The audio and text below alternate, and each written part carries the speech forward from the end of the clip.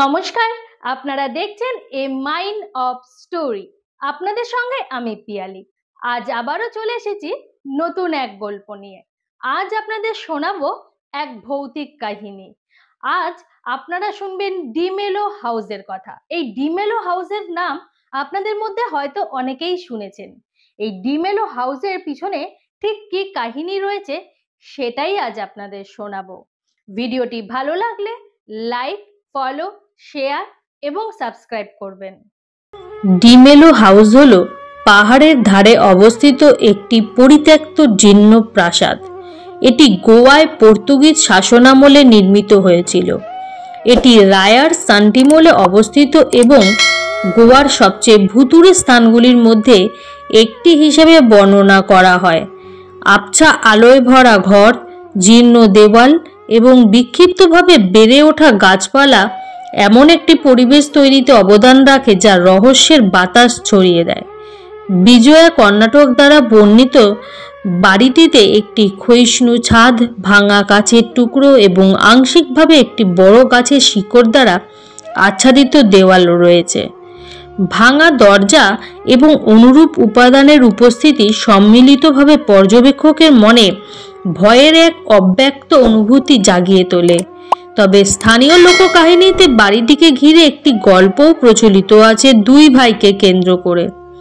তারা সম্পত্তির প্রকৃত মালিক এবং বাসিন্দা ছিল। পূর্ববর্তী প্রজন্ম থেকে উত্তরাধিকার সূত্রে প্রাপ্ত ভাইদের মধ্যে প্রথমে একটি সুরেলা সম্পর্ক ছিল। তবে পৈতৃক সম্পত্তির মালিকানা নিয়ে তাদের মধ্যে বিরোধ দেখা দেয়, যার ফলে এক ভাই অন্য ভাইকে হত্যা করে। অদ্ভুতভাবে এর কিছুক্ষণ পরে অপর ভাইটিও মারা যায়। তার মৃত্যুর সঠিক পরিস্থিতি রহস্যময়, অনিশ্চয়তার আড়ালে ঢাকা এবং আজও অজানা। কেউ কেউ বলে খুন হয়ে যাওয়া ভাইটি নাকি তার খুনির উপর প্রতিশোধ নেওয়ার জন্য অতৃপ্ত আত্মারূপে ফিরে এসেছিল। এই গল্পটি দ্রুত জনপ্রিয়তা অর্জন করে এবং ভাই বোনদের মৃত্যুকে ঘিরে ব্যাপক আলোচনার জন্ম দেয়। এই গল্প অনুসারে উভয় ব্যক্তি একটি বাংলো নিয়ে বিবাদে মর্মান্তিকভাবে প্রাণ হারানোর পর এখন অস্থির আত্মার মতো উদ্দেশ্যহীনভাবে ঘুরে বেড়ায়, দুঃখে জর্জরিত হয়। ডিমেলো হাউসটি ব্যাপকভাবে প্রচারিত একটি কাহিনীর কারণে কুখ্যাতি অর্জন করেছিল, যেখানে দাবি করা হয়েছিল যে মৃত ভাই এবং তার পরিবারের আত্মারা এখনও এর প্রাঙ্গণে বাস করে। বাড়িটি অভিশাপে আক্রান্ত বলেও বিশ্বাস করা হয়, যার ফলে পরবর্তী কোনো পরিবার সম্পত্তির বন্টন নিয়ে শান্তিপূর্ণ সমাধানে পৌঁছতে পারেনি।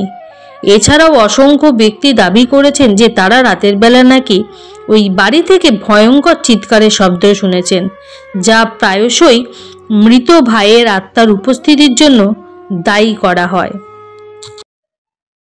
আজ আপনাদের শোনালাম ডিমেলো হাউসের কাহিনী।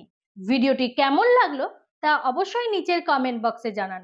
পরবর্তীতে আবারও আসবো নতুন কোনো গল্প নিয়ে। ততক্ষণ পর্যন্ত সঙ্গে থাকুন, সুস্থ থাকুন, দেখতে থাকুন এ মাইন্ড অফ স্টোরি।